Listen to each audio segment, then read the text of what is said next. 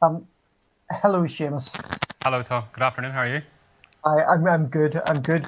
So we're now at the point that everybody at home's been waiting for, the chosen keynote. So I'm delighted to introduce Seamus Cushley.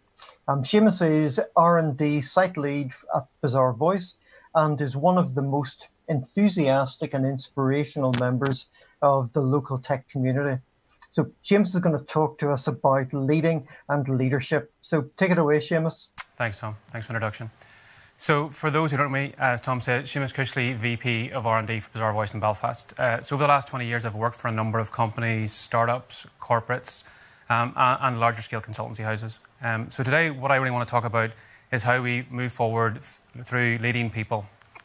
So, the question I really want to discuss and discover this afternoon is really how do you bring the best out in your people? And how do we unlock the potential of our people? And it's a really important question to ask ourselves at this time more than any.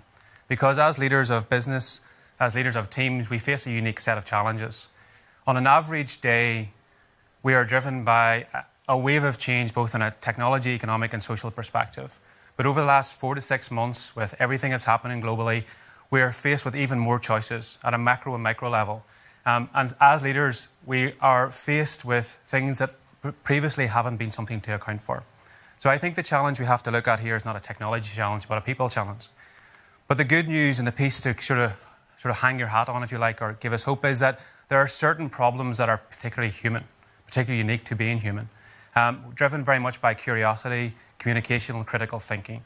And those human aspects is what we really want to delve more into. So if we look at our people in our teams, they have potential. And for a lot of people that I've worked with and had the duty of looking after and caring for, sometimes they don't understand the potential they have. So what we have with this unique set of challenges is opportunity. An opportunity to help people realize their potential. What a unique position to be in. But for us to be able to do that in a position of leadership, we really need to think differently. We need to start to look at our people as a fundamental principle and as a first principle of our business. Because really we need to look at not the technical, social, or economic challenge, but the challenge of making our people leaders. So how do we go about doing that? The first part of this puzzle is obviously to look at yourself. Do you understand what you stand for, what your style of leadership is? Well, I'm going to spend a few minutes now just talking through what my style of leadership is. And this has been informed over a number of years. And again, it evolves on a daily basis and is informed by the people that I'm responsible for because I'm open to learning and evolving. And that's my key point. You need to be able to learn to be a leader. You need an open mindset. You need to understand when you're wrong, and you need to actively listen. And I constantly am trying to educate myself in understanding people better, understanding organizational structure and understanding environment. And these are just a number of books that I have read over the years. And anybody who's worked with me has probably had one or multiple copies. And from each of these, plus many other areas, we get a sense of different aspects that we can fold into how we lead. And the one that probably stands out most in this one is the multiplier effect, which I'll talk about shortly. So as a leader, if you're not learning, if you haven't got an open mindset, then you're going to be restricted in what you can choose. And to put that in a little bit of context, if I had started out in my career understanding what it meant to be a leader, it was about someone in command and control, helping to help others through. Then you evolve into a leadership conversation where it's all about action around the people in a group. Again, the leadership thing falls to you. Where I've really got to in my style of leadership is multiplier. And this multiplier effect is, how do I give it away? How do I get other people to realize their potential and to lead themselves and others? And if I'm successful in that, then it's really what I would refer to as becoming no longer required. And again, this is a fantastic quote from a movie, if anyone who has kids or those who haven't. Leadership, if you're really successful, you will be able to leave when you're no longer wanted, right? They will want you to stay, but you've kind of done your job. You've enabled them, you've given them potential and growth, and they move forward without you. And I think that's a fantastic challenge for all of us to think through, when to become not required. But to be able to do any of this in a world of massive change and massive context switch, process is not the answer. And I find in a lot of organizations that I work with, that's what they do. They fall into this need for additional process. And this is really driven by command, control, and fear. My approach is more principle-driven. And so I have a number of principles that I kind of hold dear and hold myself accountable to. And yes, it looks like humility, curiosity, and grit, right? Classic, should be on a t-shirt. But where does that mean? What does that mean for me in leadership on a daily basis? Well, humility for me means the humility to listen to everyone and actively understand them, and the curiosity to dig deeper past their first statement to try and understand what they're really trying to say and to give them their voice. And these aspects of humility and curiosity have really served me very well over the last number of years. And then grit, the ability to see that you need to work. It is the struggle that is the challenge. If leadership was easy, then everybody would do it. But we need to teach and understand and instruct people to try and find these elements in themselves that they hold dear and amplify those. And the reason I say that's critically important is because leadership in reality is not straightforward. It's an everyday conversation. It's in the moment, because leadership is messy. And it feels some days that it's impossible. And why is that the case? Because we're dealing with people. And people themselves, the good, the bad, and the ugly, they're messy. And humans are messy. But unless we take the time to understand that, we can't realize potential. And that's the key point. When you start to understand your leadership style, it helps to bring other things into focus and helps you get to an understanding of change that you may not have had before. So going beyond that, in terms of once you understand your style and you start to invest in that, and it is an investment of learning, then how do you move that forward into being able to apply it? So I have a very simple model that I have used for a number of years now, and very much so currently, which I'll talk about. And I build around 3 elements: intent, alignment, and autonomy. And the misconception, again, in many teams is autonomy is the answer. But autonomy is only part of the answer. So what I want to take you through is really 3 aspects of this. And I'm going to use Bazaarvoice as an example. I joined Bazaarvoice in November of last year. Growth-based company, globally based. It had the challenge, and the challenge was, how do we scale? Not only how do we scale commercially, but how do we scale our organization? How do we have an environment in which people can perform at their best? How can we develop high-performance teams at scale? And so that's the challenge that I took on when I joined Bazaarvoice in November of last year. And where do you start with that? The first piece of that is intent. So I spent the first 2 weeks doing 55 one-to-ones. That gave me a sense of what people were about. Why were they there? Why did they stay? And more importantly, what did they want next? They then move forward into understanding the team dynamics. How do we give them something they can believe in beyond themselves? And this is where the intent component comes in. And we built that all around behaviours. And the behaviours around the true north that we designed as a team, again, something I wasn't involved in, the team themselves designed a number of behaviours that they thought were acceptable as a group. And those behaviours became a true north statement that then we have ingrained as something we aim for.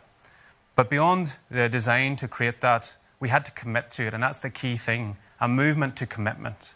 And so we did a piece just before Christmas whereby folks actually committed on a scale of 1 to 5 of whether they thought our true north was achievable. And for those who didn't think it was achievable, it was fantastic because it gave me an opportunity to have a conversation, to understand why it wasn't, where we had to tweak and change, and really then talks very much to this perception that leadership and intent-driven leadership is about understanding your environment and designing and crafting an environment for your team. And so this is the piece that we have started to play through even stronger now.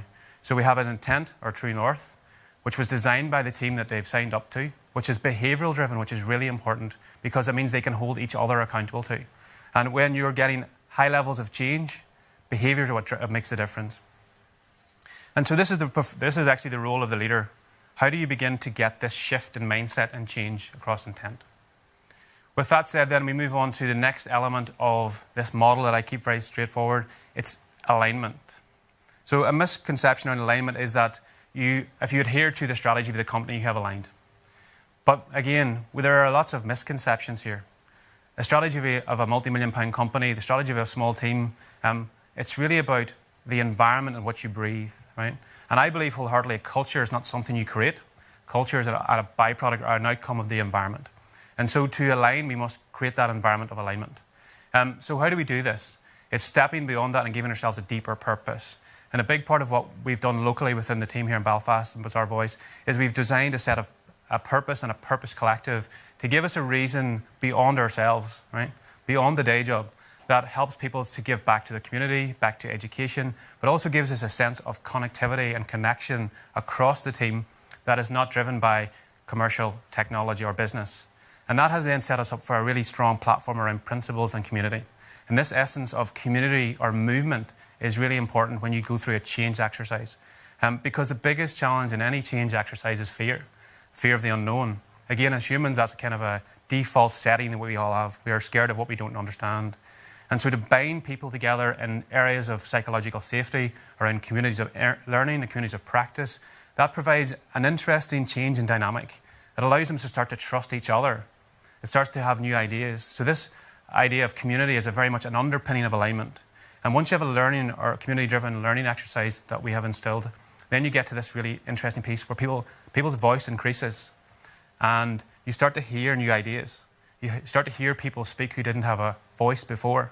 These are all indicators that something different is happening, but it's all very much premised on the concept of community and purpose. Because it is the responsibility of all of the team, just not the leader, to design that environment. It is the responsibility of the leader, on the other hand, to actually ensure that that environment gets curated and gets protected and almost gardened, if you like, as that is an analogy. So that is your responsibility. So for the teams that you look after, the companies that you look after today, what does your environment look like? As a role of a leader, do you help alignment? Do you curate the noise in that environment? And do you amplify the voices of the teams you have? Because if you do, then you get to the point whereby not do you have teams that are bumping into each other and going in different directions, they start to align against a common purpose and a common cause. And so with intent and alignment on everything that you do, you start to see interesting things happen. And that's where you start to see the power of the person and the power of the team come through. When you have that in place, then it's autonomy. And again, in the current journey that I'm on with the team that I'm responsible for, we're just getting close to some elements of alignment and autonomy. Because this is a long road around change. It's not something that happens overnight, but it's something you want to do quite quickly to set out the intent and align piece. And what I found in a lot of teams that I work, the autonomy is the red herring. Lots of teams beyond Bazaarvoice that I had the responsibility of building and managing and leading thought if they had autonomy, they had the answer. But the challenge with autonomy, if you have it without the other two, you get highly frustrated. And I'm sure you've all got teams that you look after that have these symptoms. They make local decisions but struggle with more strategic input. They make local decisions, but they feel that things are being done to them. They don't understand of what they do, their contribution, and how it connects back to the direction of the company. And this is really important around this autonomy piece that must connect to a mission and it must connect to the greater purpose of the organization. And only then will you start to see what I refer to as an empowered team concept come to the fore. And the empowered team, in my eyes, is the combination between balance. The balance of skills and the balance of contribution. And you're starting to see people bring all their skills to the table, all in what you employ them for. And we see this now in more rounded professionals that start to develop. Where this is really obvious is in new teams that are just forming, or when you bring new, fresh employees into the team. Again, this really talks to increasing the number of fresh perspectives around that. So when you put all of this together, intent, align, and autonomy, and again, it's easier said than done, but what it really gets me to is, I think, the guiding principle that I look to in terms of my style of leadership and how I apply that leadership, more importantly, is aligned autonomy with intent-based leadership. And if you don't have all three of those components, I would believe that you're going to struggle. You're going to struggle to connect, you're going to struggle to be relevant, and you're going to struggle to inspire your people to be involved. So stepping back out of the tech scene and out of the commercial business scene for a second, a really interesting visualization of this, or analogy for this that I use, is a cycling team. And again, the Sky cycling team is a fantastic example of that in terms of performance. They have true intent. They are aligned. They move in synchronization. Each team member has a role they understand, and they work for the betterment of the team. And when you get that align, intent, autonomy thing, this is the level of team and high-performance team development you can achieve. But it takes time. And again, just to make this really crystal clear, the Sky team are the best cycling team probably ever to exist. Their achievements have been unparalleled to date. But they didn't do this from a top-down command and control mechanism. They did it within the context of a broader conversation of where they thought they had their destiny in their hands. So with that said, I've talked a little bit about my style. Your style will be different and you want to flex on that. I've talked a little bit the approach that I've developed that's very simple, the rule of three. But now I want to talk about what would we do next. Where would you start? And hopefully this will maybe draw us into a conversation for those who are online. Start is very simple. Again, easy said, hard to do. People can't see the big picture until they're allowed to participate in the big picture. This is the fundamental starting position of any change conversation. We need to socialize it. We need to communicate it. We need to bring people into the tent so they understand why it's happening. what we've experienced, and we've all had this, things happening to us, and the first question we ask is why. This is how we answer the why question. And then when you have that in place, through this conversation around autonomy, intent, and alignment, then you start to draw those folks into the tent. You start to ask them how they can contribute, how they can help you design the future. Can they lead a group that can design a purpose or a true north? And it's getting that unlocked potential really starting to realize itself. And suppose the question I started this conversation was, how do you bring out the best in your people? I would ask it slightly different. And again, I'm looking really interested to see if there are any questions on this. How do you multiply the best in your people? Because they've got a lot more than we can see. And this really talks to people bringing their whole self to work. And there's a big focus on that at the moment. But it's really about the diversity of thought, diversity of their experiences. And again, where I look at this quite strongly is a book that I've read a number of years ago called Rookie Smarts. From the youngest to the oldest, to the person with the most to least experience, regardless of the pathway in which you got to your team, your employer, that experience and that diversity of experience brings something really unique. And that's your voice and your insight. And so you must be able to understand it first and multiply it. So how do you understand? And this is probably where I'll finish this part of the conversation. If you remember nothing else, the bit that I'm driven by is obviously people first. This is my guiding principle of overall else. Seek first to understand and then to be understood. So meet people where they are, understand what they need, what they want, and then provide them an opportunity to realize that. And if you do those simple things, you'll be, I would say, overwhelmed by the actual response you'll get, and they'll go to places you never thought they could. More importantly, they'll go to places they never thought they could, and that's that unlocking component. So that's that part of the conversation over, Tom. Just wanted to sort of lay that out and see if there's anybody who wants to engage in a discussion.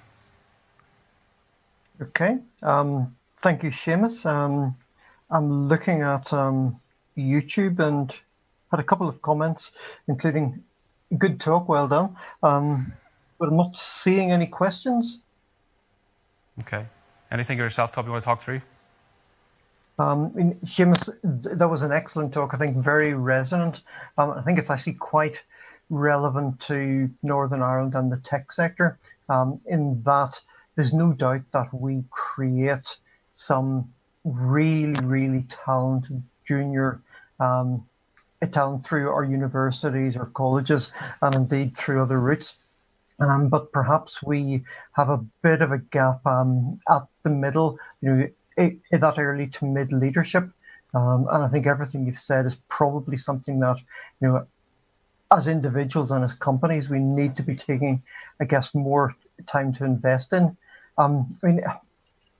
In a sense, I think you're preaching to the converted probably here. But do you have any suggestions on how, an organization that, I guess, wanted to start, unleashing the potential of their leaders, how would you go about it? Yes. So, and this is the thing. Sometimes I find, Tom, that companies get caught up in big plans and big ideas and nothing ever really starts.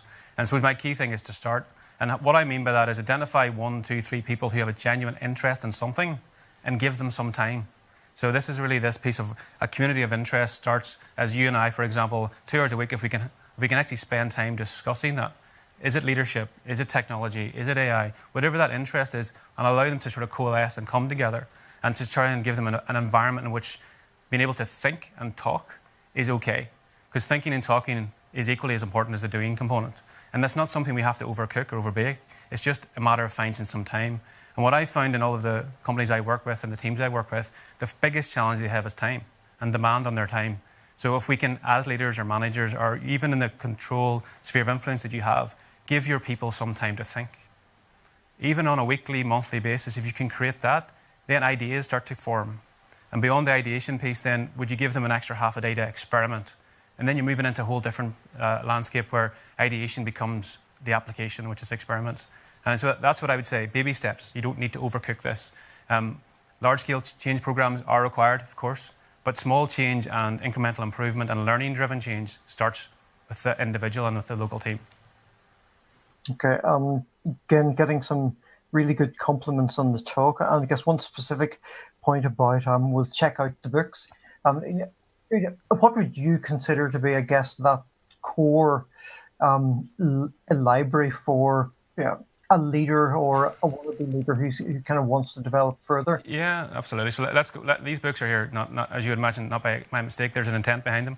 So let me talk through why they're important. So the multipliers book is the whole concept of diminisher versus multiplier. So again, how you in an individual can understand the type of person you are and the people you work with, and how do you find those multipliers and spend time with those multipliers. Turn the Ship Around, again, is, I would have an imperative reading. It's, again, all about how you give intent where you don't understand detail. The fantastic example whereby the commander of a submarine is able to command that submarine without understanding the technical detail. Again, a really interesting piece. Takes us on to the 5 dysfunctions of a team. That's really all about being really critical and clear and honest with the team that you have, and being able to really address those grown-up conversations, I refer to them. Don't shy away from conflict. Healthy conflict is required as long as it comes from a positive space. And then the Barcelona Way has really informed a lot of what I've done over the last year. So it's all about moving from a superstar culture to a commitment-based culture. And again, the tech industry is famous for having the big tech star that's on the pedestal, right? And again, this can lead to bad behaviours. Not their fault as an individual, but can lead to bad team behaviours. So the Barcelona Way is all about how you can move to high-performance coaching for the team to move towards commitment. And it actually uses the Barcelona Football Club as the example of that. So again, just to try to bring it into the real world sometimes is very helpful. And then a book I've just read recently, reread recently, is The Fearless Organisation. And the concept here is all about how do you give people safety. And safety to have their voice and have their opinion. And again, it's trying to reduce the fear concept. So you asked me previously, how would we start? Create small pockets of safety where people can have a conversation and feel that their voice is valued. And these books for me are really important. The other one I mentioned was Rookie Smarts. Anybody who joins me as a graduate are asked to read the Rookie Smarts book, because I find that whether you're 17, 18 or mid-20s, when you join the workforce, a lot of the perception is you don't have value. You don't have an opinion, but I would argue the opposite. You have a fresh perspective that I don't have, therefore I should listen. And that's the key act of listening. So that's the only book that's probably not on the screen at the moment. I mean, a book and indeed a concept that I guess has always been very resonant to me, is servant leadership. Yes. Any thoughts on that? Well, there's a risk, right? So servant leadership to a point, but and I've been here too, so I can speak from experience. You could fall into the trap of becoming the rescuer. So, and I'd say that's where I might have been a number of years ago, that I felt I needed to solve the problems for people. I needed to speak for people. But I came to the point is, yes, you need to be in service of, absolutely, but you need to enable them to actually solve the problem for themselves and to find their own voice and to be able to solve those problems themselves. Because again, it's a scale problem. If you as a leader are solving all the problems, you can't scale yourself. And that's a definition of how do you affect more influences. You need to scale yourself. Yeah, but I guess I always thought that was what you've outlined, actually is the concept of servant leadership, and that you're enabling them to help themselves. Yeah, I agree. But I think again, it's all based on, and I've fell into this trap with previous teams, you get almost too close and you almost have to do everything for them. And you almost fall into this parenting role. Your role is not to parent, it's to guide. And that's a slight difference around that. But it's something I am very conscious of. And the folks that are in management lead positions with me, something we talk about quite frequently, is not to always solve the problem. Yes, help them understand the problem, help them understand how to fish, but don't always fish for them. Because then again, it doesn't scale you or them. Mm-hmm. Yeah. Yep. Excellent points. Okay, I think we're pretty much out of time. So thank you very much, Seamus. That was excellent as always. Thank you, Tom. Thanks for the invite. Look forward to seeing you next year. Yeah, absolutely. Thank you.